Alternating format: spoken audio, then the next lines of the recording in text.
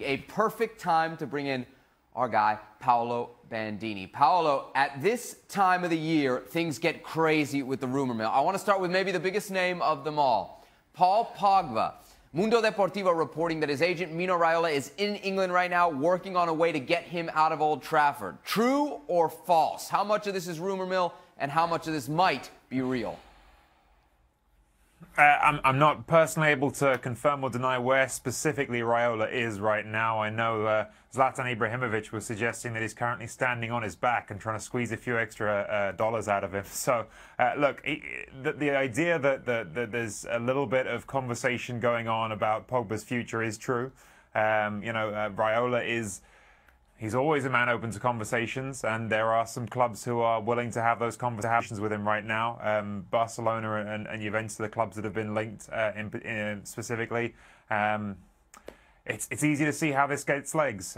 You've got a player who has not really ever quite seen eye to eye with his manager at Manchester United, who has just come off a really great World Cup summer in which he's reminded everyone what he's capable of when he's playing at his very best. You've got a transfer window anomaly, or who knows, it'll be an anomaly. Maybe this is the new normal, but certainly a first with this early closure of the English transfer window, which has really given European clubs such a leverage over the Premier League clubs. They all know right now that they have this window of opportunity in which they might just get a good price on a player because English clubs are trying to rush to get their business done much earlier than anyone else has to. And you've got an agent in Mino Raiola who famously, it's very predictable with Raiola. He's always looking to move his players on and every couple of years and make a little bit of extra money off them. So whether or not it'll come through, whether or not something will actually happen out of this, I can't tell you that for certain right now, but there are conversations happening. That's as much as I can tell you. All right, gentlemen, late last week on Extra Time, somebody wrote in via Twitter asking you, Stevie, who your top 5 current center backs were. So it got us thinking, and we've had Paolo and you, Stevie, put together a list. But I want to see Paolo's list first. And at the very top there, you see Diego Godin. It's a full list, Paolo. No complaints from me here, but how is it that you arrived at the conclusion that ahead of Ramos, Chiellini, Piqué, Varane, Godin is the #1 center back presently in the world? I think he's the best pure defender in that group, and that was what ultimately decided it for me. Sergio Ramos is a guy who, of course, is one of the very best centre-backs in the world. He's someone who is decisive just constantly in the biggest games, always shows up for his team when he needs it, who gets under the skin of opposing players, which I think is actually a real asset to his team as well. But Godin is just so reliable. He's playing for a team, Atletico Madrid, who, of course, they're not a team with no budget, but they're up there punching well above their weight season after season with Barcelona and Real Madrid in La Liga, and that's because they start first and foremost with such a reliable defence. And that defence is, without question, founded on Diego Godin. He's the rock. He's a guy who you trust to enter into a physical battle with an opponent when he needs to. He's strong enough. He's capable of winning balls in the air. He's capable of holding his own in that part of the game. He's capable of winning a challenge on the floor when he needs to. But fundamentally, a lot of the time, he doesn't need to do those things because he's so good at anticipating the game, so good at reading the game, so good at understanding the strengths and weaknesses of an opponent, and I'm talking about individuals here and teams, and knowing what is required of him in different situations. I just think he's a defender. He's that first and foremost, and we were asked to name the best centre-backs in the world, and what I'm looking for in the best centre-back in the world is to be an extraordinary defender, and that's what Diego Godin is. Sergio Ramos, #2 on that list. People on Twitter will say, oh, Stevie hates Sergio Ramos. You don't hate Sergio Ramos. I don't hate Sergio Ramos but explain what it is about him that kind of takes him out of that elite category for you.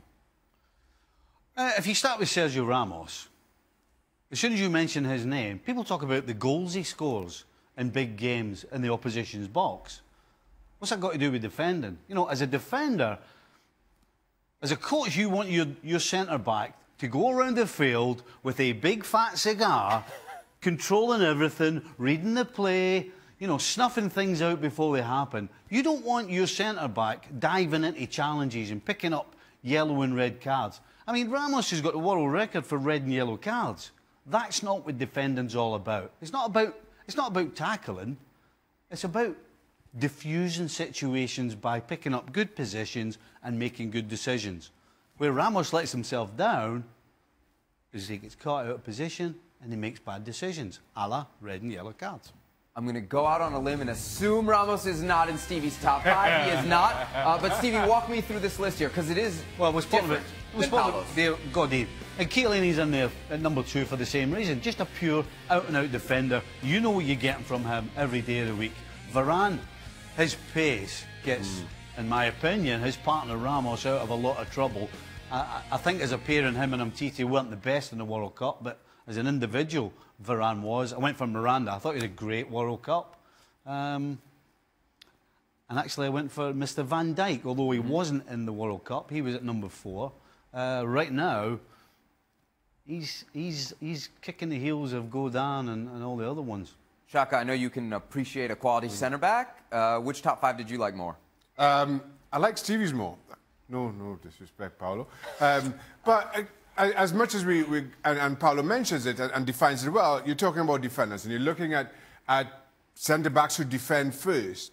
But still, he has, Paulo has Sergio Ramos ahead of Giorgio Chiellini, who I think is, again, an outstanding defender. But, you know, I know the game has moved on in the 20 years since I've been playing.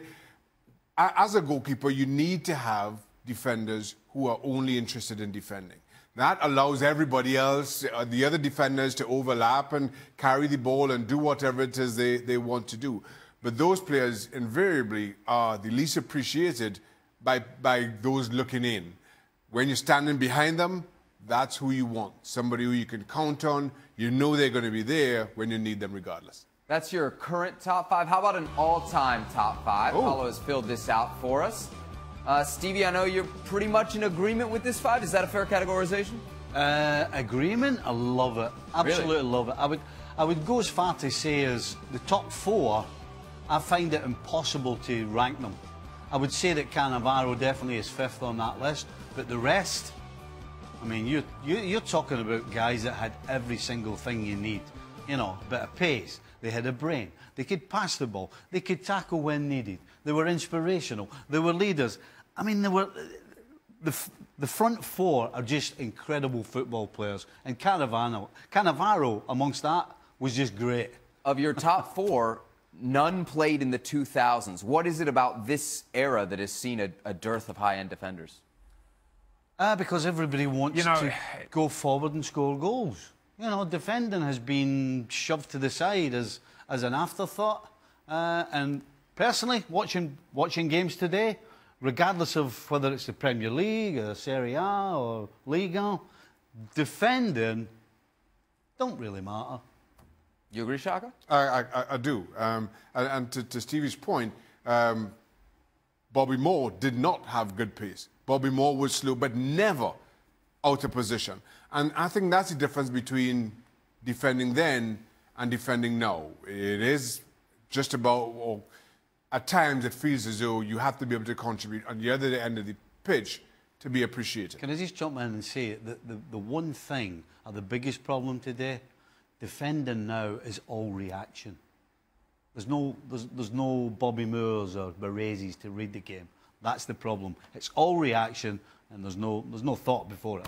Paolo, then some interesting news out of Italy. Paolo Maldini is coming back to AC Milan. This on the heels of Leonardo coming back to AC Milan. They're getting the band back together. Is this the stability needed in Milan for a club that has had a tumultuous off-season, to say the least?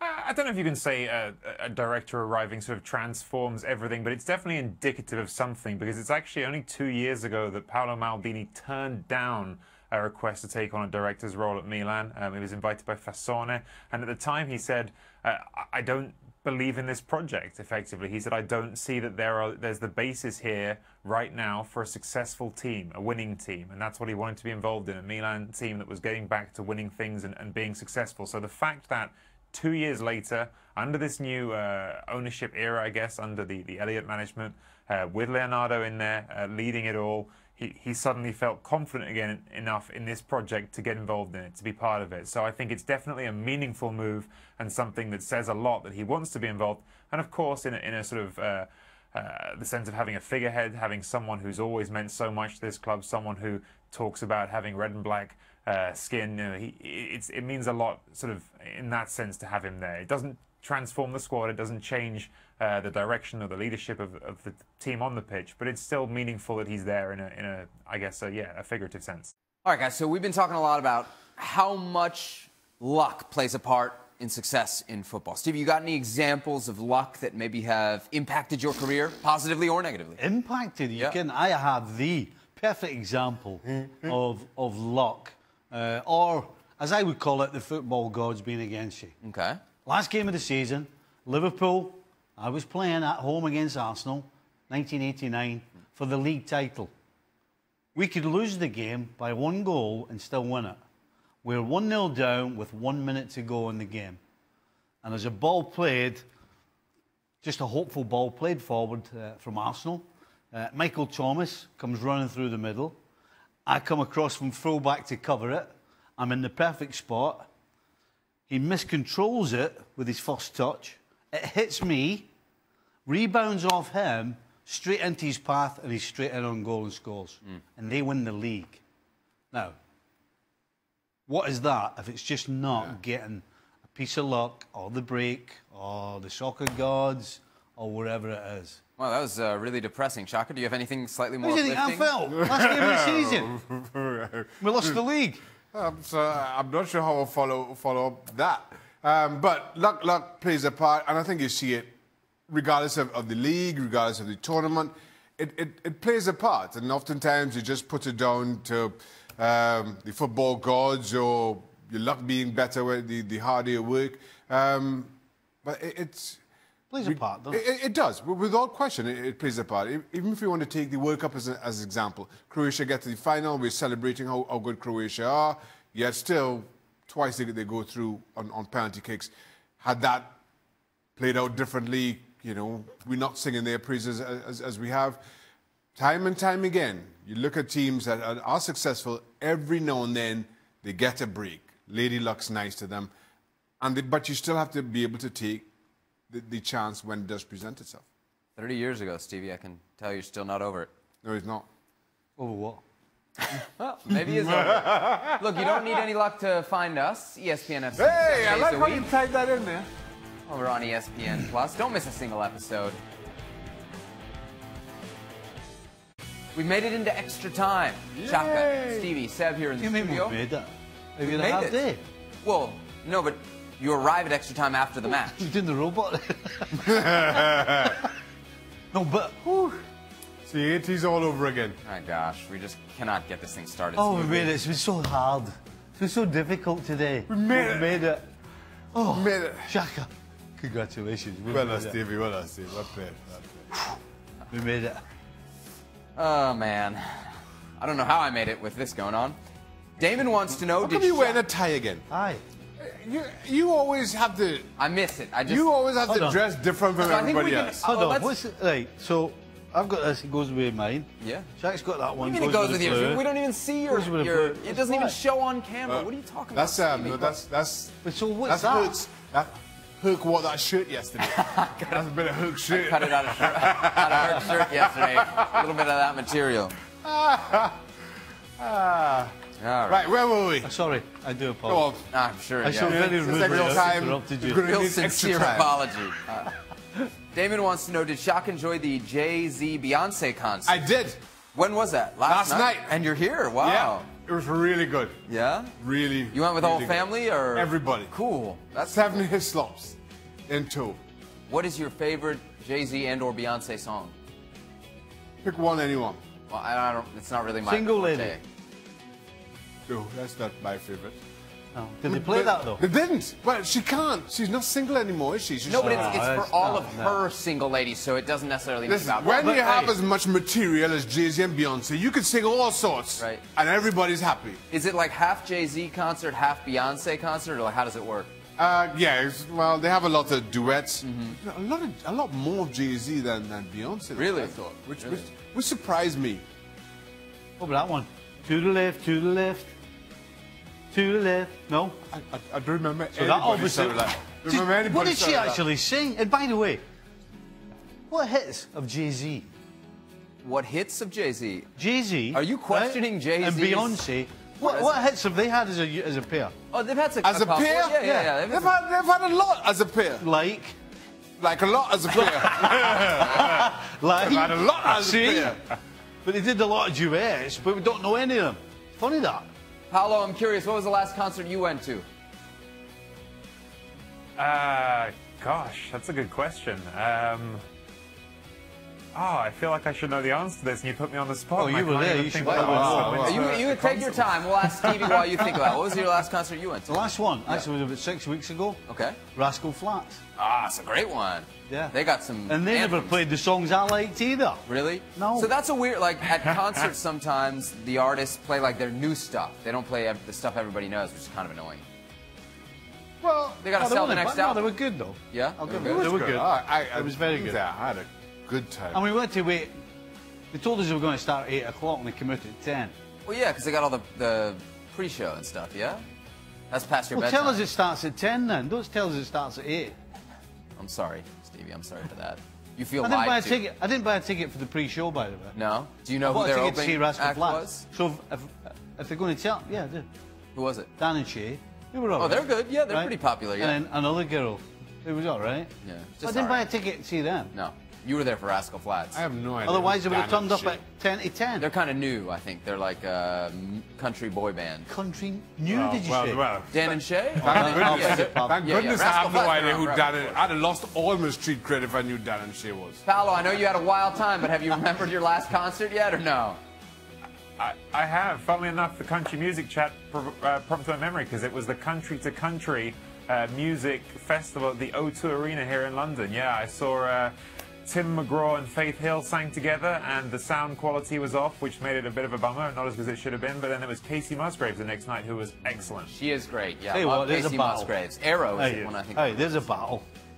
Well, McGraw and Faith Hill I know, against yeah. Jay-Z Power couple. Hold on, and Paolo. Beyonce. Hold on, Paolo. The sound system wasn't off. That's how they sound. That'd be a good. I'll take Jay-Z and Beyonce all day, every day. My last concert? Taylor Swift. Now He's that's a show. Hey. That's a show. He's asking himself questions. I'm answering them. I mean, we're all sharing our concert well. experience, you know? See, So, since you ask- you could have when Paolo was talking, you could have went, "Hey, ask me what I want." Since nobody asked, Yeah. my favorite I'll tell last you. concert. Who did you say again? I just really despise everybody associated with this show at all times. I would like to make that very Who did he say? Other than Paolo. Paolo's Who great. did he say? Taylor Swift. You heard of her, Stevie? Taylor Swift. Yeah. Who is he? How old are you? I am in my 30s, but my wife is in her 20s, and it was her idea to go. So it was. But I had a great time. I'm not going to deny that. You know, Taylor Swift, she cranks out anthems. You do you, Steph. You do She you. didn't say "Call Me Maybe," did she? No, I don't think she. No, that's No? somebody else. That's Fair another enough. one. But that is a good one. Okay. That's a top 10 pop I song have of all time. no Very idea how catchy. we got here. Call Me Very Maybe. catchy. No idea. I don't top 10 of all time. Call Me Maybe. Yeah. What was it? Hold on, Is he I'm having a tired. laugh? Hold on. Is he The serious? concert finished late last night. Let's get on with it. Oh, I need sorry. to get home. I'm tired. Shaka has a nap to take. Sorry. Okay, sorry. Shane wants to know. I guess we're talking about the Premier League here, although he doesn't specify Dan who and Shane? will go Shane from- down. Paolo, I'll start with you. Who do you No, think gets Shane. relegated Oh, this Shane. season? Yeah. Oh, I was asked this earlier by your producer, and now I can't think of what I actually said I in think my it was- answer to you that said question. Southampton? My memory's gone right out, hasn't it? You I said Southampton, Watford. I did. He's having and a I good said day. Watford, Can we leave it with you then? We'll get back to you yeah, if you want. it's just how it is. Like, apparently, I'm forgetting everything right now. That's what's happening. Wait, here who in went to the extra time. who went to the Jay-Z I- concert last night? Was it Paolo or was it Shaka? I don't know, man. And he's coming in a little rusty today. Okay, all right. He said Southampton, Watford, and yes. Cardiff. Yeah. Oh, Cardiff, of course I did, yes. Yeah, so, you know, Cardiff of the three newly promoted teams look like they have the most still to fill for me. I think Southampton, saying goodbye to Tadic, have they let go of a really important player and not replaced him? And I think Watford, already last season, you were asking, have they really got the goals there to stay afloat? Have they got everything they need? I think they were one of those teams that was kept afloat by the real paucity of the three teams that went down last season. So, yeah, those are my three. Next question coming in from Anshul. Can Spurs retain their momentum and be progressive without making any new signings this season? Shaka, what do you think? I think Spurs drop out of the top 4 this season. Wow. So you say no? Yeah, I say no. Stevie? How are they going to be progressive? You know, that's an interesting word choice. But you have them in your top 4, I know. Yeah? I do, yeah. That's by default. You just don't Because see... I think Chelsea and Arsenal could be we just don't know what we're going to get at all from either of the two of them. I mean, Arsenal's turning into the new Borussia Dortmund. They're buying players, they're getting the sporting director. As far as Chelsea, again, we don't know what we're going to get. Are they going to sell the players? So Spurs, just because we know what they have and we know what they are, but are they going to start the season well? You know, you've got Harry Kane and Trippier and Dele Alli, and I mean, they've got, what, 5 or 6 players that just won't be match fit at the start of the season, so they could have a bad start. Paolo, I forget your top 4. We did see it earlier in the show. Were Spurs in it? I think unlike everything else in this show, I can remember that. Yeah, I had City first, Liverpool second, Tottenham third, and United fourth. Yes, I do have Tottenham in my top 4. I'm finishing third. But I agree with Stevie that it's really... a lot is going to be defined by how they start this season. I think that the pace City set last year is so fast, and I don't see a huge number of reasons why I would expect City to take any huge steps back. So if you're talking about actually competing for the title, you have to start fast. And I don't know if Tottenham are ready to do that. They had 9 players in the semi-finals of the World Cup, more than anyone else. You've had so little preparation time for this season. It's a concern for sure, but I think that they are a team with an identity, and I think that's really important for me when I look at the teams that can contend this season. I think City have an identity, Liverpool have an identity, and Tottenham have an identity. After that, you've got teams that are works in progress, and you have Man United, who, despite finishing second last year, still didn't seem like a team with an identity to me. So that's why I've got them. That's why I've got them set the way I did. Paolo, final question here on Extra Time. I'm going straight back out to you. Questions of the day?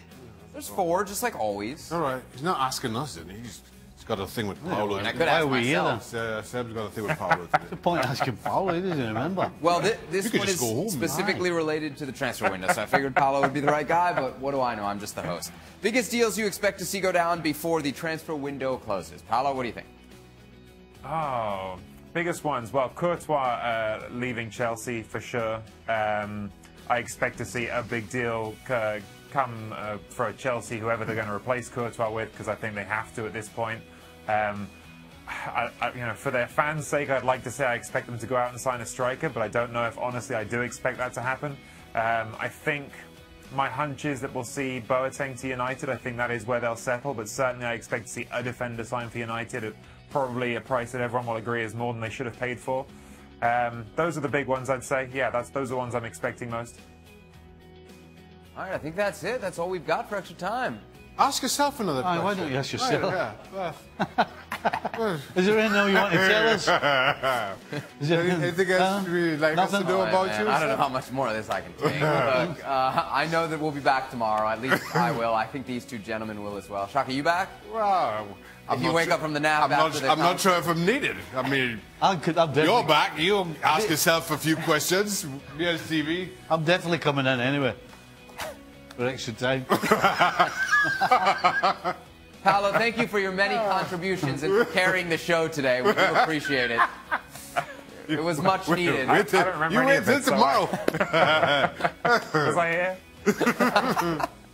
All right, we will be back. We do this show 7 days a week. Sometimes that's a wonderful thing. Sometimes it's slightly more regrettable. But I hope you enjoy it. Another day, another central defender linked with Manchester United alongside Shaka Hislop. Today, we're going to talk about Jerome Boateng. Does he fit at Old Trafford? They need a centre-back at Manchester United. They need a leader as centre-back at Manchester United. If you look at United and their options in that position, they have quite a few that they can call on. They've got Smalling, Jones, Lindelof, Bailey, Rojo. Call on, I use kind of liberally. But of that lot, for me, only Jones is a real leader. I kind of thought that Bailey might be that leader, but then you heard what Jose Mourinho had to say about him and his leadership abilities this summer. So they need somebody to bring the best out of the others. Because I think there's talent there. There's just no leadership. And maybe Boateng, with his experience, maybe he's not the centre-back that he once was, but maybe he makes those around him all the better. That's needed. I'm going to play a little bit of a game here. The Scotsman is going to give you a blank check. Well, that'll be a first on its very own. Doesn't happen very often. The blank check because of this. I'm going to give you 5 centre-backs. Okay. Okay? You're going to tell me which one you would take on behalf of Jose Mourinho. Okay. Manchester United. 25-year-old Harry Maguire. 23-year-old Yerry Mina. 29-year-old Jerome Boateng. 23-year-old Jose Jimenez from Atletico Madrid. Or 29-year-old Toby Alderweireld. Boateng. For the reasons that I expressed before, everybody else on that list, as talented as they may be, they don't tick the leadership box for me, including Toby Alderweireld, who Manchester United were heavily linked with. My issue with the others, again, money aside, it's about getting the best out of the others there, and I don't think anybody else on that list does that. Final question. With the fact he's been linked with another top-drawer centre-back, if they go 3 at the back rather than the 4 that he's done in the past, would that kind of loosen the shackles on players further forward, like an Alexis Sanchez and others? Would a 3-5-2 or a 3-4-3 suit United better? Well, that comes down to your centre-backs, to your wing-backs. And again, you're looking at Young and Valencia in those positions. Shaw might come in and feature, but right now you're thinking Young and Valencia, who has been his go-tos over the last couple of seasons. I like that a lot. And though they're aging, and though maybe they're looking at replacements at some point, Rose's name was bandied about over the course of the summer. Makes sense. I don't think it changes the way they play. I think they understand that position well enough as is. And just to go back to that game you're playing, because I can just about hear Manchester United fans screaming at me as I speak, I'm making that choice of Boateng, given that I'm getting one centre-back and nobody else. Correct. For at least another 12 months. And that one centre-back has to get the best out of that list that I previously mentioned, which is why I stick with Boateng. Save the abuse, Senator. At Mark Donaldson, ESPN. No, at Donaldson, ESPN. That's the one. To get it right, by the way, you get 1 blank check, not 2. So don't get greedy. I couldn't ask for too much from a Scotsman. The future of Paul Pogba to be discussed with Shaka Hislop. Transfer window shuts before the Premier League season starts. First question, is Paul Pogba part of the Manchester United squad on the opening day against Leicester? I would have thought so. And then all of a sudden, things have kind of changed over the last 48 hours. I felt that Pogba is not the kind of player, not the kind of personality to maybe upset the apple cart all that much. And then I thought his experience in the summer with France, winning the World Cup, and playing in that defensive role under Deschamps, meant he comes back to Old Trafford, willing to give it a go, despite the disappointments under Mourinho over the last season. And then you hear the rumours about Mino Raiola being in England. And more importantly, you kind of see Mourinho's response to Pogba winning the World Cup. Well, he's that kind of player. He can win the World Cup. Over the course of a long season, I really wish he could figure things out and do the same for us. We aren't the ones who are preventing Paul Pogba from being his best. And you just feel that Pogba, coming off the high of the World Cup win, to hear his manager make those kinds of comments has to be a bit of a blow, an absolute body blow. And you think, listen, this isn't working out, you know, and maybe he initiates the move away. We get a lot of tweets and emails from Manchester United fans if we have a go or say derogatory things about Jose Mourinho. What's your message to those fans who hear us talk about Mourinho in ways they don't like? Well, on the one hand, there are also a huge percentage of Manchester United fans who are not at all impressed with Jose Mourinho. And will say so. The ones we hear from make sure their voices are heard loud and clear. They support Jose Mourinho. But I I stand by our criticism of Jose Mourinho. I stand by my criticism of Jose Mourinho. Given the quality of player he has, I just feel that he's too negative. And it works for a while, and eventually it unravels. It worked for a while at Chelsea. They won the title. But then all of a sudden, that continued negative rhetoric gets to a dressing room, and you saw that in the following season. And then Antonio Conte comes, pretty much takes that same set of players, and wins the league. And my big concern with Manchester United is, as much as we've seen Manchester City establish themselves as the runaway best team in the league last season, you expect more of the same this time around. If you're Manchester United, if you're one of the players and you think, okay, we're not catching City, at this point, we're kind of falling behind even Liverpool, and our manager continues to be negative. Is this really the place for me? Is this what I signed up for? Is this what they sold me on? No. And how far back do you regress? Do you regress to a third-place finish, and at least you've got Champions League football to look forward to in 1920? Or do you regress as far back as you saw Chelsea do in their third season under Jose Mourinho in his second spell? Could certainly talk about United all day. There's plenty to talk about. One final thing, though. Barcelona, Juventus are the two teams linked, probably two of a few teams, very few teams that could afford Pogba. Sporting director at Barcelona is Eric Abidal. Kind of knows Pogba pretty well. You're a conspiracy theorist, you know. Just saying. I'm not making that connection. No, you said he stayed. He said he stayed. You're a conspiracy theorist. I'm staying well away from that. A lot of talk that Thibaut Courtois is not happy at Chelsea. Some suggesting he's going AWOL. Others suggesting he's trying to force his way out of Stamford Bridge. New season starts Friday. Transfer window closes 24 hours before. Is he still going to be at Chelsea? As we sit right now, I think not. And I'm basing that on what you heard from Sarri after the Community Shield game, where he said, you know, there's good news and there's bad news, or something. I'm paraphrasing at this point, but seemed to suggest that one of the players linked with a move away is staying and one is going. I'm thinking that's Hazard and Courtois. I think the more likely to go is Thibaut Courtois. So no, I don't think he's in goal for Chelsea opening day of the season. If you were a Chelsea fan, would you begrudge him a move back to Madrid, where he was with Atleti and his kids still are? No, not really. And the thing is, Courtois, you've seen this for Chelsea and you've seen it more consistently for Belgium, is an incredibly talented goalkeeper. I just feel that over the last couple of seasons, he's been inconsistent, but more to the point, it seems every summer we're having this same discussion. And at some point, Chelsea fans are just going to say, listen, you're good, you're one of the best of the world, but if you don't want to be here, then we don't want you here either. They want players to show the same type of loyalty to their club that they do. Now, as an ex-player, I know that that does not happen. Players don't have that same affinity that fans do.